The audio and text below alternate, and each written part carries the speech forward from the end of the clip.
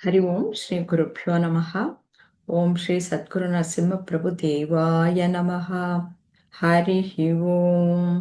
ಎಲ್ಲ ಆತ್ಮಜ್ಯೋತಿಗಳಿಗೆ ಸಾಷ್ಟಾಂಗ ಪ್ರಣಾಮಗಳು ಹಾಗೂ SVSC ಗೀತಾ ಸತ್ಸಂಗಕ್ಕೆ ತಮ್ಮೆಲ್ಲರಿಗೂ ಆದರದ ಸ್ವಾಗತ. ಇಂದು ನಾವು ಭಗವದ್ಗೀತೆಯ ಜ್ಞಾನ ವಿಜ್ಞಾನ ಯೋಗದ 3, 4 ಮತ್ತು 5ನೇ ಶ್ಲೋಕವನ್ನು ಮನನ ಮಾಡೋಣ. 7ನೇ ಅಧ್ಯಾಯದ 3ನೇ ಶ್ಲೋಕ ಹೀಗಿದೆ: ಮನುಷ್ಯಾಣಾಂ ಸಹಸ್ರೇಷು ಕಶ್ಚಿತ್ ಯತತಿ ಸಿದ್ಧಯೇ ಯತತಾಮಪಿ ಸಿದ್ಧಾನಾಂ ಕಶ್ಚಿನ್ಮಾಂ ವೇತ್ತಿ ತತ್ವತಃ. ಇದರ ಅರ್ಥ ಸಹ ಕೊಟ್ಟಿದ್ದಾರೆ, ಅದನ್ನು ತಿಳ್ಕೊಳ್ಳೋಣ. 1000 ಮನುಷ್ಯರಲ್ಲಿ ಯಾವನೋ ಒಬ್ಬನು ಸಿದ್ಧಿಗಾಗಿ ಪ್ರಯತ್ನಿಸುತ್ತಾನೆ. ಯತ್ನ ಮಾಡುವ ಸಿದ್ಧರಲ್ಲಿಯೂ ಕೂಡ ಯಾವನೋ ಒಬ್ಬನು ಯಥಾರ್ಥವಾಗಿ ನನ್ನನ್ನು ತಿಳಿಯುತ್ತಾನೆ. ಇದರ ಪದಶಃ ಅರ್ಥ: ಮನುಷ್ಯಾನಂ ಮನುಷ್ಯರಲ್ಲಿ, ಸಹಸ್ರೇಷು ಅನೇಕ ಸಾವಿರಗಳಲ್ಲಿ, ಕಶ್ಚಿತ್ ಯಾರೋ, ಯತತಿ ಪ್ರಯತ್ನಿಸುತ್ತಾರೆ, ಸಿದ್ಧಯೇ ಪರಿಪೂರ್ಣತೆಗಾಗಿ, ಯತತಂ ಪ್ರಯತ್ನಿಸುವವರು, ಅಪಿ ಸಹ ಸಿದ್ಧಾನಾಂ ಪರಿಪೂರ್ಣತೆಯನ್ನು ಸಾಧಿಸಿದವರು, ಕಶ್ಚಿತ್ ಯಾರೋ ಒಬ್ಬನು, ಮಾಂ ನನ್ನನ್ನು, ವೇತ್ತಿ ಯಥಾರ್ಥವಾಗಿ, ತತ್ವತಃ ಸತ್ಯದಲ್ಲಿ. ಇದರ ಪ್ರಶ್ನೆಯನ್ನು ಸಹ ಒಂದ್ಸತಿ ಅವಲೋಕನ ಮಾಡೋಣ.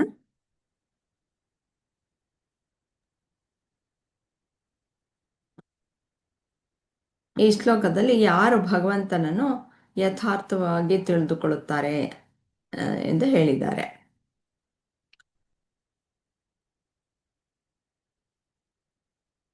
ಇದು ಸ್ವಲ್ಪ ವಿವರಿಸ್ತೀರಾ? ಶ್ಲೋಕದಲ್ಲಿ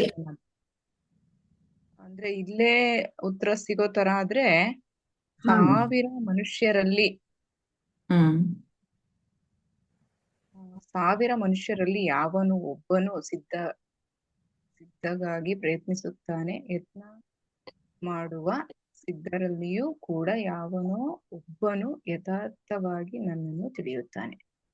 ಅಂದ್ರೆ ಎಷ್ಟು ಈಗ ನಾವ್ ಎಷ್ಟೊಂದ್ ಜನ ಇದೀವಿ. ಯಥಾರ್ಥ ಅಂತಂದ್ರೆ ಏನು ಸರಿಯಾಗಿ ಗೊತ್ತಿದೆ ಅಲ್ವಾ ಅದರ ಅರ್ಥ? ಯಥಾರ್ಥ ಅಂದ್ರೆ ಅದು ಹೇಗಿದೆಯೋ ಹಾಗೆ. ಯಥಾರ್ಥ ಅಂತಂದ್ರೆ ಅಲ್ಲಿ ಸತ್ಯದಲ್ಲಿ ಅಂತ ಕೊಟ್ಟಿದ್ದಾರೆ ಮ್ಯಾಮ್ ಅಲ್ವಾ? ಇಲ್ಲಿ ಮೀನಿಂಗ್ ಅಲ್ಲಿ ಸತ್ಯದಲ್ಲಿ ಅಂತ ಕೊಟ್ಟಿದ್ದಾರೆ. ಯಥಾರ್ಥವಾಗಿ ಅಂದ್ರೆ ಇದು ವೇತ್ತಿ ಅಂದ್ರೆ ಯಥಾರ್ಥವಾಗಿ ಅಂತ ಅರ್ಥ. ತತ್ವತಃ ಅಂದ್ರೆ ಸತ್ಯದಲ್ಲಿ ಅಂತ. ವೇತ್ತಿ ಅಂತಂದ್ರೆ ಯಥಾರ್ಥವಾಗಿ ಅಂದ್ರೆ ಅದು ಹೇಗಿದೆಯೋ ಹಾಗೆ ತಿಳ್ಕೊಳ್ಳೋದು. ಅದಕ್ಕೆ ಏನು ಸೇರ್ಸೋ ಹಾಗೂ ಇಲ್ಲ ಅಥವಾ ಕಳೆಯೋ ಹಾಗೂ ಇಲ್ಲ, ಅದಕ್ಕೇನು ಬಣ್ಣ ಬಳಿಯೋ ಹಾಗೂ ಇಲ್ಲ. ಅದು ಹೇಗಿದೆಯೋ ಹಾಗೆ ತಿಳಿದುಕೊಳ್ಳೋದು ಅಂದ್ರೆ ಸತ್ಯವನ್ನ ತಿಳಿದುಕೊಳ್ಳೋದು ಅಂದ್ರೆ ಆತ್ಮಜ್ಞಾನವನ್ನು. ಅದು ಆತ್ಮ ಅಂದ್ರೆ ಆತ್ಮಸ್ವರೂಪ, ಅದು ಹೇಗಿದೆಯೋ ಹಾಗೆ ಯಥಾವತ್ತಾಗಿ ತಿಳಿದುಕೊಳ್ಳುವಂಥದ್ದನ್ನು ಯಥಾರ್ಥವಾಗಿ. ಇದು ಮುಖ್ಯವಾದಂತಹ ಶಬ್ದ. ನಾವು ಅದಕ್ಕೆ ಏನೋ ಒಂದು ಊಹೆಗಳನ್ನ ಮಾಡ್ಕೊಳ್ಳೋದಾಗ್ಲಿ ಅಥವಾ ಏನು ಹಾಗೆ ಕಲ್ಪನೆಗಳನ್ನ ಮಾಡಿಕೊಂಡು ಬೇರೆ ಬೇರೆಯಾಗಿ ನಾವು ತಿಳ್ಕೊಳ್ಳೋದು ಸರಿ ಇಲ್ಲ.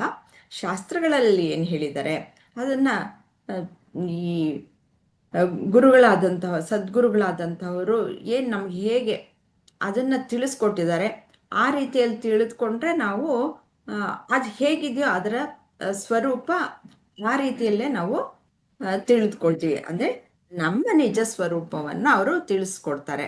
ನಮ್ಮ ನಿಜ ಸ್ವರೂಪವನ್ನ ಅದು ಹೇಗಿದೆಯೋ ಹಾಗೆ. ನಾವು ಈಗ ತಿಳ್ಕೊಂಡಿರೋದು ಬೇರೆ ರೀತಿ. ನಮ್ಗೇನು ಕಾಣಿಸ್ತಾ ಇದೆಯೋ ನಮ್ಮ ಇಂದ್ರಿಯ ಗೋಚರ ಏನಿದೆಯೋ ಅದೇ ಸತ್ಯ ಅಂತ ತಿಳ್ಕೊಂಡಿದ್ವಿ.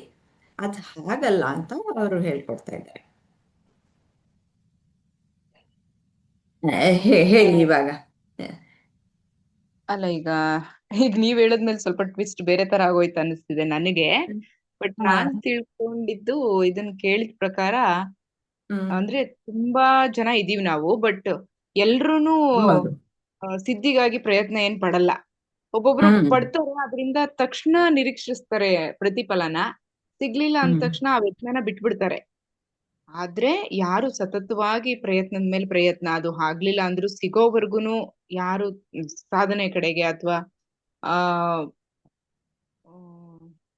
ಅಂದ್ರೆ ಅದನ್ನ ದೊರಕೋವರೆಗೂ ಹೋರಾಡ್ತಾರೋ, ಅದು ಎಲ್ರಿಗೂ ಇರಲ್ಲ, ಯಾರೋ ಒಬ್ಬೊಬ್ರು ವ್ಯಕ್ತಿಗಳು ಇರ್ತಾರೆ. ಅದೇ ನೀವ್ ಹೇಳ್ದಾಗೆ ಏನು ಹೇಗ್ ಸಿಗುತ್ತೋ ಅದನ್ನ ಹಂಗೆ ಸ್ವೀಕರಿಸೋದು. ಅದಕ್ ಮತ್ತೆ ಆ ಬಣ್ಣ ಕಟ್ಟೋದಾಗ್ಲಿ ಅಥವಾ ಇದು ಹಂಗಿದ್ದಿದ್ರೆ ಹಂಗಿರ್ತಿತ್ತೇನೋ ಹಿಂಗಿರ್ತಿತ್ತೇನೋ ಅಂತ ಎಲ್ಲ ಏನು ಅನ್ಕೊಳಲ್ಲ. ಹೇಗಿರುತ್ತೋ ಹಾಗೆ ಸ್ವೀಕರಿಸ್ತಾರೆ. ಅದು ಎಲ್ರಿಗೂ ಇರಲ್ಲ, ತುಂಬಾ ರೇರ್ ಮನುಷ್ಯರಲ್ಲಿ ಇರುತ್ತೆ ಅಂತ. ಕರೆಕ್ಟ್ ನೀವು ಹೇಳ್ತಾ ಇರೋದು. ಅಲ್ವಾ ನೀವು ಮ್ಯಾಮ್? ಹಾ ನೀವು ಗುರೂಜಿ ಟಾಕ್ ಕೇಳಿದಿರಾ? ಅದಕ್ಕೋಸ್ಕರ ಕೇಳಿದ್ರೆ, ಬಟ್ ಈ ಹ್ಮ್ ಸಲ ಕೇಳಿ ಟಾಕಲ್ಲೆಲ್ಲ ಸ್ವಲ್ಪ ಯಾಕೋ ನಂಗೆ ಅದೇ ಅಷ್ಟು ಪೂರ್ತಿಯಾಗಿ ಹೋಗ್ಲಿಲ್ಲ. ನಂಗೆ ಹಾ ಚೂರ್ ಕನ್ಫ್ಯೂಸ್ ಆಗಕ್ ಶುರು ಆಯ್ತು. ಹಾ ಮತ್ತೊಂದ್ಸಲ ಕೇಳೋಣ ಅನ್ಕೊಂಡೆ, ಮತ್ತೆ ಟೈಮ್ ಆಗ್ಲಿಲ್ಲ. ಇರ್ಲಿ, ಎರಡ್ ಮೂರ್ ಪರವಾಗಿಲ್ಲ. ನಿಮ್ಗೆ ಏನ್ ಸಂಶಯ ಇದ್ರೂನು ಹಾ ಕೇಳಿ. ನನಗೆ ಎಷ್ಟು ತಿಳಿದಿದೆಯೋ ಅಷ್ಟನ್ನು ನಾನು ಹೇಳ್ತೀನಿ. ಅದರಲ್ಲಿ ಅದೇ ಏನು ಇಲ್ಲ. ಅದೇ ಇದರಲ್ಲಿ ನನಗೆ ಅರ್ಥ ಆಗಿರೋದು ಅಂತ ಅಂದ್ರೆ ಇಷ್ಟೇ. ಈಗ ಈಗ ನೀವೆಲ್ರೂ ಇದೀವಿ, ಈಗ ನಾವೆಷ್ಟು ಜನ ಸ್ಟಾರ್ಟಿಂಗ್ ಅಲ್ಲಿ ಜಾಯ್ನ್ ಆದ್ವಿ, ಬಟ್ ಎಲ್ರೂ ಸಮ್ ರೀಸನ್ಸ್ ಇಂದ ಬಿಟ್ಬಿಟ್ವಿ. ಆದ್ರೆ ಹ್ಮ್ ಕಲ್ತ್ಕೊಳಕ್ ಬೇಕು ಅನ್ನೋ ಹರ್ಜಲ್ಲಿ ಸದ್ಯಕ್ಕೆ ನಾನು ನನಗ್ ಕಲ್ಸ್ಬೇಕು ಅನ್ನೋ ಹರ್ಜಲ್ಲಿ ನೀವು ಇಬ್ರು ಉಳ್ಕೊಂಡಿದೀವಿ. ಅದೇ ರೀತಿ ಇದು ಕೂಡ ಸೇಮ್ ದೋಣಿಲ್ ಸಾಕ್ತಾ ಇರೋ ವಿಷಯ ಅಂತ ಅನ್ಕೋತೀನಿ. ಅಂದ್ರೆ ಎಲ್ರಿಗೂ ಹೇಳ್ತಾ ಇರೋದು, ಇದನ್ನೇ ಹೇಳ್ತಾ ಇರೋದು. ಹಾಗೆ ಹಾ ಹಾ ಮುಂದುವರೆದು ಹೋಗುವಂಥದ್ದು. ಆ, ಹಾ ಏನೇನೋ ಕಾರಣಕ್ಕೆ, ಅದು ಹೌದು ಏನೇ ಕಾರಣ ಇರಬಹುದು, ತಪ್ಪು ಹೋಗುತ್ತೆ. ಅವ್ರು ಬೇಕು ಅಂತ ಬಿಟ್ರು ಅಂತಲ್ಲ, ಅವ್ರಿಗೆ ಬೇರೆ ಹೌದು ಹೌದು ಕನ್ಸೆಪ್ಟ್ ಏನೇನೋ ಇರುತ್ತೆ. ಹೌದು ಹಾಗೆ ಮ್ಯಾಮ್.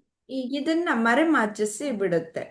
ಹೌದು ಇವಾಗ ಹೌದು ಎಷ್ಟು, ಇವಾಗ ನಿಮ್ಗೇನ್ ಕೆಲಸ ಇಲ್ವಾ? ಬೇರೆ ಇದೆ, ನನಗೂ ಬೇರೆ ಕೆಲಸ ಇದೆ. ಆದರೆ ಹೌದು ನಾವು ಯಾವುದಕ್ಕೆ ನಾವು ಮಹತ್ವವನ್ನು ಕೊಟ್ಟು ಎಲ್ಲ ಬಿಡು ಮಾಡಿಕೊಂಡು ಇದು 1 ಅವರ್ ಅಂತಂದ್ಬಿಟ್ಟು ಯಾತಕ್ಕೆ ಕೂತ್ಕೊಳ್ತೀವಿ? ಇದರಲ್ಲಿ ನಮ್ಗೆ ಇಂಟ್ರೆಸ್ಟ್ ಇದೆ ಅಂತ ಅಷ್ಟೇ ಅಲ್ವಾ? ಹೌದು ಹೌದು ಮ್ಯಾಮ್. ಆ ರೀತಿಯಲ್ಲಿ ಆ, ನಾವು ಇದು ಮಾಡಬೇಕು. ಅವ್ರು ಬರಲಿಲ್ಲ ಅಂದ್ರೆ ಒಂದಿನ ಬರ್ತಾರೆ ಅವರು. ಇಲ್ಲಿ ಹೋಗಿ ಈ ಮುಖಾಂತರ ಹೋದ್ರೇನೆ. ಹೌದು ಹೌದು ಹೌದು ಇವಾಗ ಎಲ್ದಿದ್ರೆ ಎಂದಾದ್ರೂ ಬಂದೇ ಬರ್ಬೇಕಾಗತ್ತೆ ಅವರು. ಎಲ್ಲಾನು ನಾನು ಯಾರು ಅನ್ನೋದನ್ನ ತಿಳಿದುಕೊಳ್ಬೇಕಾಗತ್ತೆ. ಈ ಜನ್ಮದಲ್ಲ ಅಲ್ದಿದ್ರೆ ಇನ್ನೊಂದು ಜನ್ಮದಲ್ಲಾದ್ರೂ ತಿಳ್ಕೊಳ್ತಾರೆ. ಇಲ್ಲ ಅಂತಂದ್ರೆ ಅವರು ಮುಕ್ತರಾಗಕ್ಕೆ ಸಾಧ್ಯ ಇಲ್ಲ ಅಂತಂದ್ಬಿಟ್ಟು ಇಲ್ಲ. ಶಾಸ್ತ್ರಗಳು ಹೇಳೋದು. ಹೌದು ಮ್ಯಾಮ್. ಹಾಗೆ ಇನ್ನೊಂದ್ ಸ್ವಲ್ಪ ಏನಾದ್ರು ಹೇಳ್ತೀರಾ ಇದ್ರ ಬಗ್ಗೆ? ನನಗೆ ಅಷ್ಟು ಅರ್ಥ ಆಯ್ತು ಮ್ಯಾಮ್. ಅದೇ ಇದನ್ ಬೇಕಾದ್ರೆ ನೀವು ಬೇರೆ ಎಲ್ಲಾ ರೀತಿನೂ ತಗೋಬಹುದು. ಹೇಳ್ದಂಗೆ ಯಾವ್ದೇ ಒಂದ್ ಕೆಲ್ಸನ ಎಲ್ರೂ ಸೇರಿ ಶುರು ಮಾಡ್ತೀವಿ.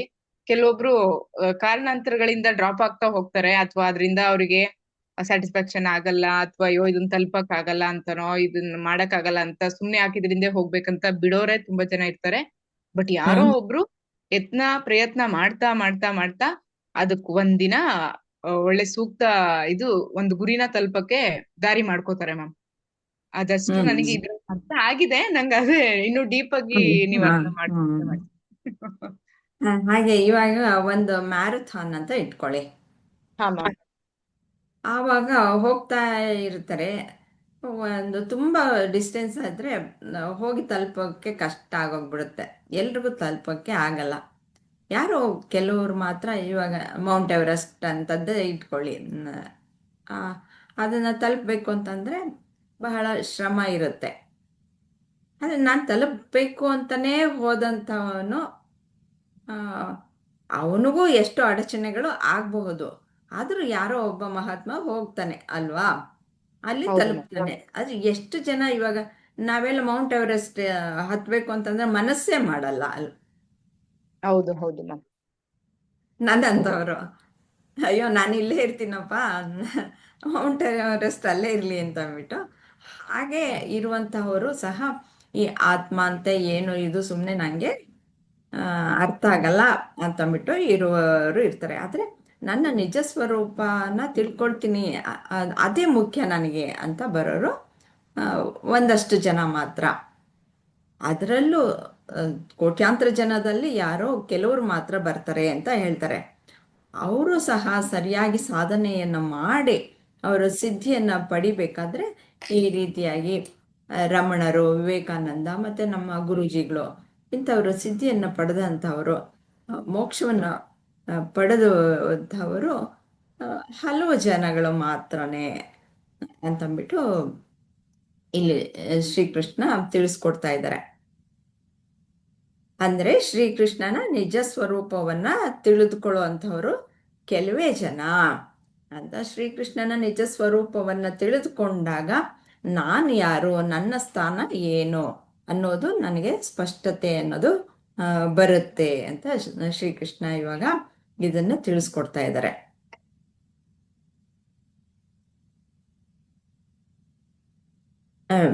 ಬೇರೆ ಏನಾದರೂ ಸಂಶಯ ಇದೆಯಾ ಇಲ್ಲಿ? ಇಲ್ಲ ಮ್ಯಾಮ್. ಮುಂದೆ ಹೋಗೋಣ. Yes ma'am. 4ನೇ ಶ್ಲೋಕದಲ್ಲಿ ಹೀಗೆ ಆತ್ಮ ಅನಾತ್ಮ 4, 5 ತುಂಬ ಇಂಪಾರ್ಟೆಂಟ್ ಆದಂತಹ ಶ್ಲೋಕಗಳು. ಅದರಲ್ಲೂ ನನಗೆ ತುಂಬ ಇಷ್ಟವಾಗಿರುವಂತಹ ಶ್ಲೋಕಗಳ ಇವೆರಡೂ. Okay ma'am. ಇದನ್ನ ತಿಳಿದುಕೊಂಡ್ರೆ ಪೂರ್ತಿಯಾಗಿ ನಮ್ಮ ನಿಜ ಸ್ವರೂಪ ಏನು ಅನ್ನೋದು ಪೂರ್ತಿಯಾಗಿ ಅರ್ಥ ಆಗುತ್ತೆ ಅಂತ ನನ್ನ ಭಾವನೆ. ಹೌದು. ಏನ್ ಹೇಳ್ತಾರೆ ನೋಡೋಣ. ಭೂಮಿರಾಪೋ ನಲೋ ವಾಯು ಖಂ ಮನೋ ಬುದ್ಧಿರೇವಚ ಅಹಂಕಾರ ಇತಿ ಎಮ್ಮೆ ಭಿನ್ನ ಪ್ರಕೃತಿರಷ್ಠಧ. ಭೂಮಿ, ನೀರು, ಅಗ್ನಿ, ವಾಯು, ಆಕಾಶ, ಮನಸ್ಸು, ಬುದ್ಧಿ ಮತ್ತು ಸುಳ್ಳು ಅಹಂಕಾರ ಈ 8 ನನ್ನ ಪ್ರತ್ಯೇಕ ಭೌತಿಕ ಶಕ್ತಿಗಳಾಗಿವೆ. ಈಶ್ವರ, ಲೋಕಮಾತೆ, ಶಕ್ತಿ ಯಾವುದನ್ನಾದರೂ ನಾವು ಇವುಗಳಲ್ಲಿ ತೆಗೆದುಕೊಳ್ಬಹುದು. ಇದನ್ನ ಅಪರ ಪ್ರಕೃತಿ ಅಂತಂದ್ಬಿಟ್ಟು ಹೇಳ್ತಾರೆ. ಈ 8ರಿಂದನೂ ಪ್ರಕೃತಿ ಅನ್ನೋದು ಮಾಡಲ್ಪಟ್ಟಿದೆ. ಏನು ನಾವು ಪ್ರಪಂಚ ಅಂತ ನೋಡ್ತಿದ್ದೀವೋ, ನನ್ನ ದೇಹ, ಮನಸ್ಸು, ಬುದ್ಧಿನೂ ಸೇರಿಸಿ ನಾನು ಪ್ರಕೃತಿಯಲ್ಲಿ ಒಂದು ತಾನೆ ಈ ದೇಹ, ಮನಸ್ಸು, ಬುದ್ಧಿನೂ. ಹೌದು ಮ್ಯಾಮ್. ಆಗಿರುವಂತಹದ್ದು ಈ ಪಂಚಭೂತಗಳು, ಮತ್ತೆ ಮನಸ್ಸು, ಬುದ್ಧಿ ಮತ್ತು ಅಹಂಕಾರ ಈ 8ರಿಂದ ಆಗಿರುವಂತಹದ್ದು ಅಂತಂದ್ಬಿಟ್ಟು ಹೇಳ್ತಾ ಇದ್ದಾರೆ. ನೀವು ವಿಡಿಯೋ ಎಲ್ಲ ನೋಡಿದ್ದೀರಾ ಅನ್ಸುತ್ತೆ. ಇದ್ರ ಬಗ್ಗೆ ಏನು ಸ್ವಲ್ಪ ಹೇಳ್ತೀರಾ?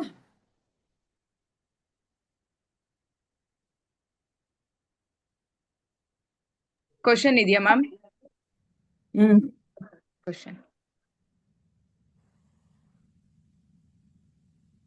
ಭಗವಂತನ ಭೌತಿಕ ಶಕ್ತಿಗಳು ಯಾವುವು? ಭಗವಂತನ ಭೌತಿಕ ಶಕ್ತಿಗಳು ಅಂತ ಅಂದ್ರೆ ಅದೇ ಮ್ಯಾಮ್, ಪಂಚಭೂತಗಳೇನೆ. ಭೂಮಿ, ನೀರು, ಅಗ್ನಿ, ವಾಯು, ಆಕಾಶ. ಅದ್ರ ಜೊತೆಗೆ ಬುದ್ಧಿ ಮತ್ತು ಆ ಮನಸ್ಸು ಇದು ಕೂಡ ಪರಮಾತ್ಮನ ಇದ್ರಲ್ಲೇ ಸೇರ್ಕೊಂಡಿದ್ಯಾ ಮ್ಯಾಮ್? ಅವಾಗ ನೀವೊಂದ್ಸಲ ಎಕ್ಸ್ಪ್ಲೇನ್ ಮಾಡಿದ್ದು ಈ ಪಂಚಭೂತಗಳಿಂದ ನಮ್ ದೇಹ ಮಾಡಲ್ಪಟ್ಟಿದೆ, ಆದ್ರೆ ಬುದ್ಧಿ ಮನಸ್ಸು ನಮ್ಮ ಹಿಡಿತದಲ್ಲಿ ಇಟ್ಕೊಳ್ಳೋದು ಅದು ನಮಗೇನೆ ನಮ್ಮ ಅವಿವೇಚನೆಗೆ ಅಥವಾ ವಿವೇಚನೆಗೆ ಬಿಟ್ಟಿದ್ದು ಅಂತ. ಅಂದ್ರೆ ಯಾವ್ದು ದೇವ್ರ ಇಚ್ಛೆ ಇಲ್ದೆ ನಾವೊಂದ್ ಬೆರಳು ಕೂಡ ಆಡ್ಸಕ್ಕಾಗಲ್ಲ. ಆದ್ರೆ ಬುದ್ಧಿ ಮನಸ್ಸನ್ನ ಸ್ಥೀಮಿತದಲ್ಲಿ ಇಟ್ಕೋಬೇಕಾಗಿದ್ದೋನು ನೀವೇ ಅಂತ ಅಲ್ವಾ? ಈಗ ಸುಮ್ನೆ ನಿಮ್ ನಾಲ್ಗೆ ಹೇಗ್ ಮಾತಾಡತ್ತೋ ಹಾಗ ಅರಿಬಿಟ್ರೆ ಆಗತ್ತಾ? ಈಗ ಯಾರಂದ್ರ ಅವ್ರಿಗೆ ಬೈಯೋದು ಹೊಡಿಯೋದು ಮಾಡಿದ್ರೆ ಕೇಳ್ಬಿಡ್ತಾರ? ಆದ್ರೆ ಅದನ್ನ ರಿಯಾಕ್ಟ್ ಮಾಡೋ ತರ ದೇವ್ರು ಮಾಡ್ತಾ ಅಂದಾಗ ನೀವಂದ್ರಿ ಇಲ್ಲ, ಅದು ನಮ್ ಕೈಯಲ್ಲೇ ಇರುತ್ತೆ, ನಾವೇ ಹ್ಯಾಂಡಲ್ ಮಾಡ್ಬೇಕಂತ ಅಲ್ವಾ ಮ್ಯಾಮ್?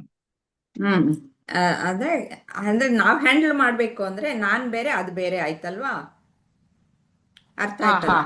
ಇವಾಗ ಮನಸ್ಸು ಬುದ್ಧಿನ ನಾನ್ ಹ್ಯಾಂಡಲ್ ಮಾಡ್ಬೇಕು ಅಂದ್ರೆ ನಾನ್ ಬೇರೆ, ಮನಸ್ಸು ಬುದ್ಧಿ ಬೇರೆ ಆಯ್ತು ಅಲ್ವಾ? ಹೌದು ಹೌದು. ಅಲ್ಲ ಅದ್ ಸರಿ, ನಾನು ಅರ್ಥ ಮಾಡ್ಕೊಂಡಿದ್ ಸರಿನಾ? ಅದೇ ಈ ಪಂಚಭೂತಗಳು ಬರೀ ಸ್ಥೂಲ ಶರೀರ ಮಾತ್ರ ಅಲ್ಲ, ಸೂಕ್ಷ್ಮ ರೂಪದಲ್ಲಿರುವಂತಹ ಮನಸ್ಸು, ಬುದ್ಧಿ, ಅಹಂಕಾರ ಅದು ಸಹ ಸೂಕ್ಷ್ಮವಾದ ಪಂಚಭೂತಗಳಿಂದಲೇ ಆಗಿರುವಂತಹದ್ದು. ಅದು ಸೂಕ್ಷ್ಮ ಶರೀರ. ಇದು ಸ್ಥೂಲ ಶರೀರ. ಓಕೆ. ಅಂದ್ರೆ ನಾವು ಏನು ಒಬ್ಬ ಜೀವಿ ಅಂತಂದ್ರೆ ಅವನಿಗೆ 3 ರೀತಿಯ ಶರೀರಗಳಿರುತ್ತೆ. ಒಂದು ಹಾ. ಕಾರಣ ಶರೀರ. ಕಾರಣ ಶರೀರದಿಂದಲೇ ಈ ಸೂಕ್ಷ್ಮ ಶರೀರ ಮತ್ತು ಸ್ಥೂಲ ಶರೀರ ಬಂದಿರುವಂಥದ್ದು. ಈ ಕಾರಣ ಶರೀರದಲ್ಲಿ ಏನು ಅಂದ್ರೆ ಅಜ್ಞಾನ ಅನ್ನೋದು ಇರುತ್ತೆ. ಅಜ್ಞಾನ ಅಂದ್ರೆ ನಾನು ಯಾರು ಅನ್ನೋದು ಆ ಸತ್ಯ ಗೊತ್ತಿಲ್ಲ. ಅದಕ್ಕೋಸ್ಕರ ಆಗ ಈ ಅಹಂಕಾರ ಅನ್ನೋದು ಹುಟ್ಕೊಂಡಿರುತ್ತಲ್ಲ, ಅದು ಏನ್ ಮಾಡುತ್ತೆ, ಈ ಬುದ್ಧಿ ಜೊತೆಗೆ ಸೇರ್ಕೊಂಡು ಈ ದೇಹ ಮನಸ್ಸು ಬುದ್ಧಿನೇ ನಾನು ಅಂತಂದ್ಬಿಟ್ಟು ಹೇಳ್ಬಿಡುತ್ತೆ. ಈ ಬುದ್ಧಿ ಅಹಂಕಾರ ಇವೆರಡನ್ನೇ ಮಾಡುವಂಥದ್ದು, ನಮ್ಮನ್ನ ತಪ್ಪು ದಾರಿಗೆ ಎಳೆಯುವಂತಹದ್ದು. ಅಲ್ಲಿ ಅಜ್ಞಾನ ಇರುವುದು ಅಲ್ಲಿಯೇ. ಸೂಕ್ಷ್ಮ ಶರೀರ ಅಂತಂದ್ರೆ ಈ 4 ನಿಮಗೆ ತೋರಿಸಿದೆ ಒಂದ್ಸತಿ, ಅಂತಃಕರಣದ ಚಿತ್ರ. ಮನಸ್ಸು, ಬುದ್ಧಿ, ಚಿತ್ತ, ಅಹಂಕಾರ, ಈ 4 ಸೇರಿದ್ರೆ ಅದು ಪೂರ್ತಿ ಅಂತಃಕರಣ ಅಂತಂದ್ಬಿಟ್ಟು. ಅದು ಮತ್ತೆ ಪಂಚ ಪ್ರಾಣಗಳು, ಆ, ಆ, ಇದು ಪಂಚೇಂದ್ರಿಯಗಳು, ಪಂಚ ಕರ್ಮೇಂದ್ರಿಯಗಳು, ಇಷ್ಟು ಸೇರಿಸಿ ಸೂಕ್ಷ್ಮ ಶರೀರ ಅಂತಂದ್ಬಿಟ್ಟು. ಅವು ಎಲ್ಲ ಪಂಚಭೂತಗಳಿಂದಲೇ ಆಗಿರುವಂಥದ್ದು, ಆದರೆ ಸೂಕ್ಷ್ಮವಾದದ್ದು. ಮತ್ತೆ ಅವಕ್ಕೆ ಬೇರೆ ಬೇರೆ ತ್ರಿಗುಣಗಳು ಇರುತ್ತಲ್ಲ, ತ್ರಿಗುಣಗಳನ್ನು ಸೇರಿಸಿ ಬೇರೆ ಬೇರೆಯಾಗಿ ಆ, ಆಗಿರುವಂಥದ್ದು. ಇವೆಲ್ಲನೂ ಇನ್ಸ್ಟ್ರೂಮೆಂಟೇ. Okay ದೇಹನೂ ma'am. ಇನ್ಸ್ಟ್ರೂಮೆಂಟೇ. ನನ್ನ ಕೈ, ನನ್ನ ಕಾಲು, ನನ್ನ ಕಣ್ಣು ಅಂತಾನೆ ಹೇಳ್ತೀವಿ ಹೊರ್ತು ನಿಜವಾಗ್ಲೂ ಅದೇ ನಾನು ಅಂತಂದ್ಬಿಟ್ಟು ಅಪಾರ್ಥ ಮಾಡ್ಕೊಂಡು ಅದನ್ನ ಆಮೇಲೆ ಅದನ್ನು ಹೇಳ್ತೀವಿ. ನಾನು ಅಂತಂದ್ರೆ ನನ್ನ ಕಣ್ಣು, ಆ, ಕೈ ಕಾಲು ನನಗಿಂತ ಹೊರತಾದ್ದು ಅಂತಂದ್ಬಿಟ್ಟು ಅನ್ಕೊಳ್ಳೋದೇ ಇಲ್ಲ. ಹೇಳೋದ್ ಮಾತ್ರ ಹೇಳ್ತೀವಿ, ನನ್ನ ಕೈ ಅಂತಂದ್ರೆ ಕೈ ಬೇರೆ, ನಾನ್ ಬೇರೆ ಅಂತ ಸ್ಪಷ್ಟತೆ ಅಲ್ಲೇ ಇದೆ. ಆದ್ರೆ ವಿಚಾರ ಮಾಡ್ತೀವ? ಮಾಡಲ್ಲ. ಹೀಗೆ ಶಾಸ್ತ್ರಗಳು ಹೇಳ್ಕೊಟ್ಟಾಗ ಮಾತ್ರ ನಾವು ವಿಚಾರಕ್ಕೆ ತೊಡಗ್ತೀವಿ. ಹೌದು ಮ್ಯಾಮ್. ಅಂದ್ರೆ ಇವು ಎಲ್ಲವೂ ಸಹ ಆ ಪರಮಾತ್ಮನ ಪ- ಅಪರ ಪ್ರಕೃತಿ. ಇವೆಲ್ಲವೂ ಸಹ ಇನ್ಸ್ಟ್ರೂಮೆಂಟ್ ಇದ್ದಾಗೆ. ಅದು ಪರ ಪ್ರಕೃತಿ ಯಾವುದು ಅನ್ನೋದು ಮುಂದಿನ ಶ್ಲೋಕದಲ್ಲಿ ಹೇಳ್ತಾರೆ. ಹಾ ಈಗ ಮ್ಯಾಮ್. ಒಂದು ನೀವು ಅಡುಗೆ ಮನೆಯಲ್ಲಿ ಮಿಕ್ಸಿ ಯೂಸ್ ಮಾಡ್ತೀರಾ, ಆಮೇಲೆ ಹೌದು ಮ್ಯಾಮ್. ವಾಷಿಂಗ್ ಮಿಷಿನ್ ಮನೆಯಲ್ಲಿ ಯೂಸ್ ಮಾಡ್ತೀರಾ, ಫ್ರಿಡ್ಜ್ ಯೂಸ್ ಮಾಡ್ತೀರಾ. ಇದು ಎಲ್ಲವೂ ಸಹ ಒಂದೊಂದು ಅಪ್ಲಯನ್ಸ್ ಅಲ್ವಾ? ಮಿಕ್ಸಿಯಲ್ಲಿ ಏನು ಹರಿಯುತ್ತೆ? Current ma'am. ಕರೆಂಟ್. ಫ್ರಿಡ್ಜಲ್ಲಿ ಅದು ವರ್ಕ್ ಕರೆಂಟ್. ಮಾಡಬೇಕು, ಕರೆಂಟ್. ವಾಷಿಂಗ್ ಮಿಷನ್, ಕರೆಂಟೇ ಮ್ಯಾಮ್. ಫ್ಯಾನ್, ಎಲ್ಲ ಕರೆಂಟ್. ಕರೆಂಟು. ಆದರೆ ಎಲ್ಲವೂ ಬೇರೆ ಬೇರೆ ಕೆಲಸವೇ ತಾನೇ ಮಾಡೋದು. ಹೌದು ಮ್ಯಾಮ್. ಆ ಕರೆಂಟ್ ಇಲ್ಲದೆ ಇವು ಯಾವ ಕೆಲಸ ಮಾಡಲ್ಲ ಅಲ್ವಾ? ಹೌದು ಮ್ಯಾಮ್. ಇವು ಎಲ್ಲವೂ ಬೇರೆ ಬೇರೆ ಕಾಣಿಸುತ್ತೆ. ಈ ಅಪ್ಲಯನ್ಸಸ್ ಏನು ಇದೆ ಅದಿಲ್ಲದೆ ಕರೆಂಟು ಸಹ ಏನು ಕೆಲಸ ಮಾಡಲ್ಲ. ಹೌದು ಮ್ಯಾಮ್. ಆದರೆ ಈ ಅಪ್ಲಯನ್ಸಸ್ ಎಲ್ಲವೂ ಸಹ ವಿವಿಧವಾಗಿ ಕಾಣಿಸ್ತಾ ಇದ್ರು ಸಹ ಈ ಕರೆಂಟ್ ಒಂದೇ ಆಗಿದೆ, ಅದರ ಮೇಲೆ ಡಿಪೆಂಡ್ ಆಗಿದೆ. ಅದನ್ನು ಬಿಟ್ಟು ಈ ಅಪ್ಲಯನ್ಸಸ್ ಯಾವೂ ವರ್ಕ್ ಆಗೋದಕ್ಕೆ ಸಾಧ್ಯ ಇಲ್ಲ. ಅದೇ ರೀತಿಯಲ್ಲಿ ನಮ್ಮ ದೇಹದಲ್ಲೇ ಆಗಲಿ, ಈ ಪೂರ್ತಿ ಇಡೀ ಬ್ರಹ್ಮಾಂಡದಲ್ಲೇ ಆಗಲಿ, ಈ ಎಲ್ಲವೂ ಸಹ ಇವಾಗ ಅಪರ ಪ್ರಕೃತಿ ಅಂತ ನಾವೇನು ಹೇಳ್ತಿದೀವೋ ಇದೆಲ್ಲ ಜಡವಾದಂತಹದ್ದು.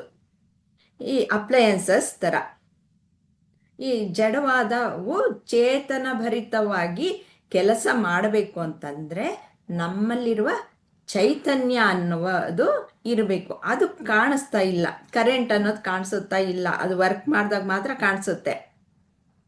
ಅದೇ ರೀತಿಯಲ್ಲಿ ನಮ್ಮಲ್ಲಿ ಚೈತನ್ಯ ಶಕ್ತಿ ಇದೆ. ಆ ಚೈತನ್ಯ ಶಕ್ತಿಯ ಒಂದು ಆ, ಚೈತನ್ಯದಿಂದ ಮಾತ್ರನೇ ಈ ಮನಸ್ಸು, ಬುದ್ಧಿ, ಅಹಂಕಾರ, ಈ ದೇಹ, ಇಂದ್ರಿಯಗಳು ಎಲ್ಲವೂ ಸಹ ಕೆಲಸ ಮಾಡೋದು. ಅದು ಇಲ್ಲ ಅಂತಂದ್ರೆ ಯಾವುದು ಕೆಲಸ ಮಾಡಲ್ಲ. ಇವೆಲ್ಲವೂ ಸಹ ಆ ಚೈತನ್ಯ ಶಕ್ತಿಯ ಮೇಲೆ ಅವಲಂಬಿತವಾಗಿರುವಂತಹವೇ. ಆದ್ರಿಂದ ಇದು ಅಪರ ಪ್ರಕೃತಿ.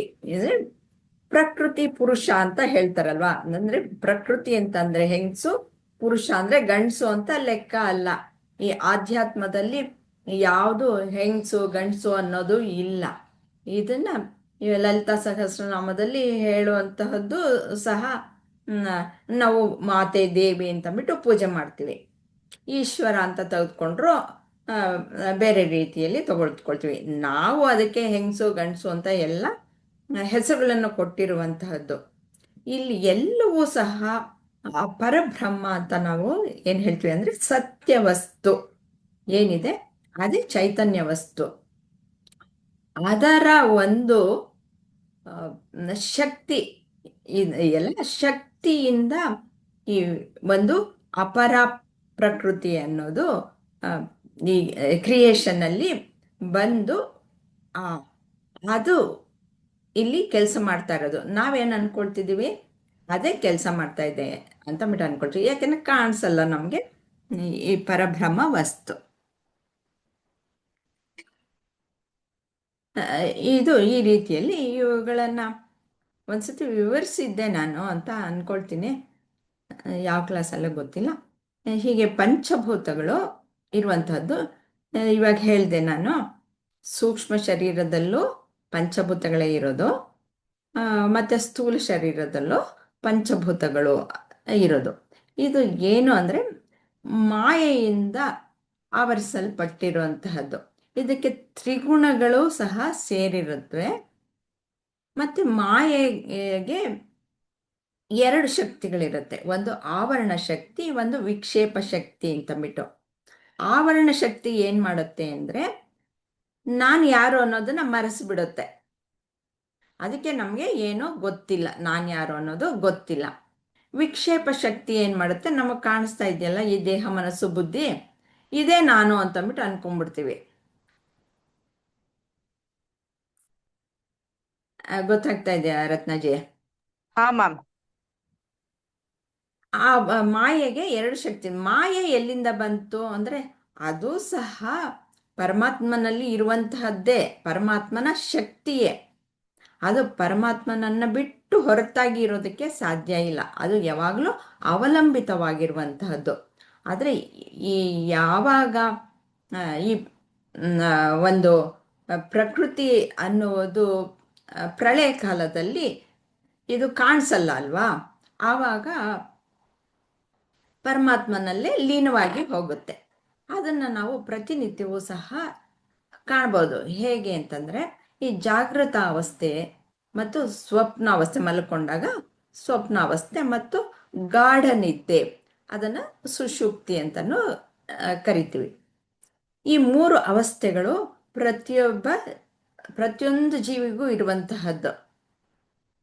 ಈ ಜಾಗೃತಾವಸ್ಥೆಯಲ್ಲಿ ಮತ್ತು ಸ್ವಪ್ನಾವಸ್ಥೆಯಲ್ಲಿ ನಾವು ಕೆಲಸ ಕಾರ್ಯಗಳನ್ನು ಮಾಡ್ತೀವಿ ಅಲ್ವಾ. ಸ್ಥೂಲ ದೇಹದೊಂದಿಗೆ ಮತ್ತು ಸೂಕ್ಷ್ಮ ಶರೀರ ಆಗಲೂ ಇದ್ದೇ ಇರುತ್ತೆ, ಯಾವಾಗಲೂ ಸದಾಕಾಲವೂ ಇರುತ್ತೆ. ಆದರೆ ನಾವು ಕೆಲಸ ಮಾಡೋದೆಲ್ಲನೂ ಈ ಒಂದು ಪಂಚೇಂದ್ರಿಯಗಳಿಂದ, ಪಂಚ ಕರ್ಮೇಂದ್ರಿಯಗಳಿಂದಲೇ ಕೆಲಸ ಮಾಡ್ತೀವಿ ಜಾಗೃತಾವಸ್ಥೆಯಲ್ಲಿ. ಮಲಕ್ಕೊಂಡಿದ್ದಾಗ ಏನಾಗುತ್ತೆ, ಸ್ವಪ್ನ ಬೀಳುತ್ತೆ. ಆವಾಗ ಬೇರೆ ಪ್ರಪಂಚನೇ ಬೇರೆ ಆಗಿರುತ್ತೆ, ಈ ದೇಹ ಇರಲ್ಲ. ಈ ಮನಸ್ಸು ಅನ್ನೋದು, ಈ ಅಂತಃಕರಣ ಅನ್ನೋದು ಬೇರೆ ಪ್ರಪಂಚವನ್ನು ಸೃಷ್ಟಿಸಿಕೊಳ್ಳುತ್ತೆ. ಅಲ್ಲಿ ಬೇರೆ ಪ್ರಪಂಚ, ನೀವೇ, ನಿಮ್ಮ ವ್ಯಕ್ತಿತ್ವವೇ ಬೇರೆ ಇರುತ್ತೆ. ಆದರೆ ಅಲ್ಲಿ ಬೇರೆ ಬೇರೆಯವರು ಕಾಣಿಸ್ತಾ ಇದ್ದಾರೆ. ಬೇರೆ ಬೇರೆಯವರು ನಿಜವಾಗ್ಲೂ ಬಂದು ಅಲ್ಲಿ ನಿಂತ್ಕೊಂಡಿರ್ತಾರ? ಇಲ್ಲ. ಆದರೆ ನಿಮ್ಮ ಮನಸ್ಸೇ ಅಂದರೆ ನಿಮ್ಮ ಚೈತನ್ಯ ಶಕ್ತಿಯ ಆ ಎಲ್ಲ ಇವು ಪಾತ್ರಗಳನ್ನು ಸೃಷ್ಟಿ ಮಾಡಿಕೊಂಡು ಅದನ್ನು ನೋಡ್ತಾ ಇರುತ್ತೆ. ಇವಾಗ ಒಂದು ಬೆಟ್ಟ ಇರೋಕ್ಕೆ ಸಾಧ್ಯನಾ? ನೀವು ನೋಡ್ತೀರಾ, ಜೋಗ ಫಾಲ್ಸ್ ನೋಡ್ತೀರಾ, ಹಿಮಾಲಯ ನೋಡ್ತೀರಾ, ಒಂದು ಆನೆ ನೋಡ್ತೀರಾ, ಅದೆಲ್ಲ ನಮ್ಮ ಒಳಗಡೆ ಇರೋದಕ್ಕೆ ಸಾಧ್ಯ ಇಲ್ಲ. ಆದರೆ ಆ ಚೈತನ್ಯ ಶಕ್ತಿ ಈ ಪ್ರಪಂಚವನ್ನು ಸೃಷ್ಟಿಸಬಲ್ಲದು. ಗಾಢ ನಿದ್ದೆಗೆ ಹೋದಾಗ ಈ ಸ್ಥೂಲ ಶರೀರವೂ ಇಲ್ಲ, ಆ ಮನಸ್ಸೂ ಇಲ್ಲ, ಯಾವುದೂ ಇಲ್ಲ, ಈ ಪ್ರಪಂಚ ಅನ್ನೋದೇ ಇಲ್ಲ. ಅದು ಅವಾಗ ಏನಾಗುತ್ತೆ, ಎಲ್ಲವೂ ಪರಮಾತ್ಮನಲ್ಲೇ ಸೇರ್ಕೊಂಡ್ಬಿಟ್ಟಿರುತ್ತೆ. ಆವಾಗ ಪರಮಾತ್ಮನ ಹೊರತಾಗಿ ಯಾವುದೂ ಇರೋಲ್ಲ, ಅಲ್ಲೇ ಸೇರ್ಕೊಂಡ್ಬಿಟ್ಟಿರುತ್ತೆ. ಎಚ್ಚರ ಆದಾಗ ಮತ್ತೆ ಆ, ನಾವು ನಾವಾಗಿ ನಾನು ಪದ್ಮ ಆಗಿ ನೀವು ರತ್ನ ಆಗಿ ನಮ್ಮ ನಮ್ಮ ಪಾತ್ರಗಳನ್ನು ನಿರ್ವಹಿಸ್ತೀವಿ. ಹೌದು ಆ ಮ್ಯಾಮ್. ಗಾಢ ನಿದ್ರೆಯಲ್ಲಿ ಎಲ್ಲವೂ ಒಂದೇ, ನಾನು ಒಂದೇ, ನೀವು ಒಂದೇ, ಇನ್ನೊಂದು ಒಂದೇ, ಒಂದು ಪ್ರಾಣಿನೂ ಅಷ್ಟೇ. ನಿದ್ರೆಯಲ್ಲಿ ಎಲ್ಲವೂ ಒಂದೇ, ಅದರಲ್ಲಿ ಭಿನ್ನತೆ ಅನ್ನೋದೇ ಇಲ್ಲ. ಯಾವಾಗ ಎಚ್ಚೆತ್ಕೊಳ್ತೀವೋ ಅಲ್ಲಿ ಭಿನ್ನತೆ ಅನ್ನೋದು ಬಂತು. ಈ ರೀತಿಯಲ್ಲಿ ವ್ಯವಸ್ಥೆ ಅನ್ನೋದು ಇರುವಂಥದ್ದು. ಆ ರೀತಿ ಮರೆಸುವಂಥ ಶಕ್ತಿ ಸಹ ಈ ಮಾಯೆ. ಮಾಯೆ ಅಂದರೆ ಈ ಏನು ಪ್ರಪಂಚದಲ್ಲಿ ನಮಗೆ ಇಂದ್ರಿಯ ಗೋಚರ ಇದೆಯೋ ಅಂತಹದ್ದು ಎಲ್ಲವೂ ಸಹ ಮಾಯೆಯಿಂದಲೇ ಸೃಷ್ಟಿಯಾಗಿರುವಂತಹದ್ದು. ಅಂದರೆ ಮಿಥ್ಯವಾದಂತಹದ್ದು, ಯಾವಾಗಲೂ ಬದಲಾವಣೆಗೊಳ್ತಾ ಇರುವಂತಹದ್ದೇ ಮಾಯೆ ಅಂತ, ಮಿಥ್ಯ ಅಂತಂದ್ಬಿಟ್ಟು ನಾವು ಕರಿತೀವಿ. ಆದರೆ ಎಲ್ಲದಕ್ಕೂ ಒಂದು ಶಾಶ್ವತವಾದ ಸತ್ಯವಸ್ತು ಅನ್ನೋದು ಇದೆ. ಅಂದರೆ ಈ ಬದಲಾವಣೆಗಳನ್ನೆಲ್ಲ ನಾನು ನೋಡ್ತೀನಿ ಅಲ್ವಾ. ಎಚ್ಚರದಲ್ಲಿ ಇದ್ದಿದ್ದು ಗೊತ್ತು, ಸ್ವಪ್ನದಲ್ಲಿ ಇದ್ದಿದ್ದು ಗೊತ್ತು, ನಿದ್ದೆ ಮಾಡಿದಾಗ ನಾನು ಆನಂದವಾಗಿ ಮಲ್ಕೊಂಡಿದ್ನಪ್ಪ ಅಂತಾನು ಯಾರು ಗೊತ್ತಾಗ್ತಾ ಇದೆ? ಮೂರು ಅವಸ್ಥೆಗಳಲ್ಲೂ ನನಗೆ ಗೊತ್ತಾಗ್ತಾ ಇದೆ ಅಲ್ವಾ. ಅದೇ ಚೈತನ್ಯ ಶಕ್ತಿ, ಅದೇ ಪರಾ ಶಕ್ತಿ ಅಂತಂದ್ಬಿಟ್ಟು ಹೇಳ್ತಾ ಇದ್ದಾರೆ. ಅದೇ ಪರಮಾತ್ಮ, ಅದೇ ಆತ್ಮ, ಅದೇ ಪರಮಾತ್ಮ, ಅದೇ ಪರಬ್ರಹ್ಮ ಅಂತ. ಹೀಗೆ ಎರಡು ಪ್ರತ್ಯೇಕವಾದಂತಹದ್ದನ್ನು ತಿಳಿಸ್ಕೊಡೋದ್ರಿಂದ ನೀವು ಯಾರು ಅನ್ನೋದು ತಿಳಿದುಕೊಳ್ಳೋಕ್ಕೆ ಸುಲಭ. ಅಂದರೆ ನೀವು ಪ್ರತ್ಯೇಕಗೊಳಿಸೋದಕ್ಕೆ, ಆತ್ಮ ಅನಾತ್ಮ ವಿವೇಕವನ್ನು ತಿಳಿದುಕೊಳ್ಳೋದಕ್ಕೆ ನಿಮಗೆ ಸುಲಭವಾಗತ್ತೆ. ನಾನು ಅನ್ನೋದು, ಆ ಆತ್ಮ ಅನ್ನೋದು ಈ ಏನು ಬದಲಾಗುವಂತಹದ್ದು, ಅಂದರೆ ದೇಹ ಮನಸ್ಸು ಬುದ್ಧಿಗಳೆಲ್ಲ ಬದಲಾಗುವಂತಹದ್ದು, ಅದು ನಾನಲ್ಲ ಅಂತ ವಿಂಗಡಣೆಯನ್ನು ಮಾಡ್ಕೊಳ್ಳೋದಕ್ಕೆ ಸಾಧ್ಯ. ಆದರೆ ಅವೆರಡು ಸೇರಿದಾಗ ಮಾತ್ರವೇ ಇಲ್ಲಿ ಸೃಷ್ಟಿ ಕಾರ್ಯ ಅನ್ನೋದು ನಡೆಯೋದು. ಇಲ್ಲ ಅಂದರೆ ಇಲ್ಲ. ಹೇಗೆ ಇವಾಗ ನಾವು ವಿದ್ಯುತ್ತು ಮತ್ತು ಅದಕ್ಕೆ ಉಪಕರಣಗಳು ಎಲ್ಲವನ್ನು ಚರ್ಚೆ ಮಾಡೋದ್ವಲ್ಲ, ಆ ರೀತಿಯಲ್ಲಿ 5ನೇ ಶ್ಲೋಕವು ಕವರ್ ಆಯಿತು ಅನ್ಸುತ್ತೆ. ಆಲ್ಮೋಸ್ಟ್ ಎಲ್ಲ ಬಂದ್ಬಿಡ್ತು ಮ್ಯಾಮ್. ಆ, ಇಲ್ಲಿ ಈ ಶ್ಲೋಕವನ್ನು ಹೇಳೋಣ. ಮತ್ತು ಈ ಚಿತ್ರದಲ್ಲೂ ಅವರು ಇನ್ನೂ ಚೆನ್ನಾಗಿ ಎಕ್ಸ್ಪ್ಲೈನ್ ಮಾಡ್ತಾ ಇದ್ದಾರೆ, ಅದನ್ನು ವಿಶ್ಲೇಷಣೆ ಮಾಡೋಣ. 5ನೇ ಶ್ಲೋಕ. ಅಪರೇಯಂ ಇತ್ತಸ್ತ್ವನ್ಯ ಪ್ರಕೃತಿ ವಿದ್ಧಿ ಮೇ ಪರಾಂ ಜೀವಭೂತ ಮಹಾಬಾಹೋ ಯಯೇದಂ ಧಾರ್ಯತೆ ಜಗತ್. ಎಲೈ ಮಹಾಬಾಹೋ, ಇದು ಅಪರ ಪ್ರಕೃತಿ.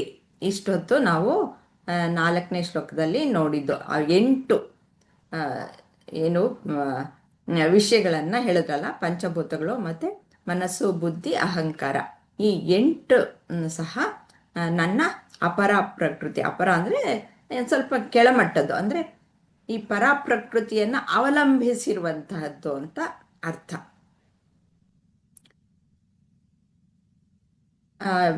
ಈ ಪರಾಪ್ರಕೃತಿ ಆದರೆ ಈ ಅಪರ ಪ್ರಕೃತಿ ಇಲ್ಲದೇನೂ ಸಹ ಅದು ಇರೋದಕ್ಕೆ ಸಾಧ್ಯ.